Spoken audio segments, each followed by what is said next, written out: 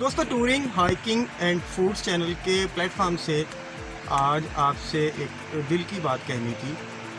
और जो मसाइल मैं अपनी फैमिली में अपने रिलेटिव्स के साथ जो फील कर रहा हूँ, और मैं चाहता हूँ कि आपके साथ भी शेयर करूँ, और उम्मीद है कि आप भी कुछ इसी किस्म के मसाइल का सामना कर रहे हैं। वो मसला क्या है?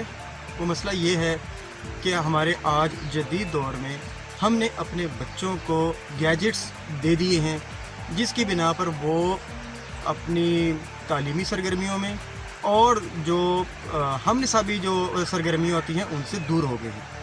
कहते हैं कि वो कौमें जिनके खेल के मैदान आबाद होते हैं उनके हस्पताल खाली होते हैं। आज हम ये देखते हैं कि हमारे खेल के मैदान खाली हो गए हैं और अस्पतालों में जगह नहीं है।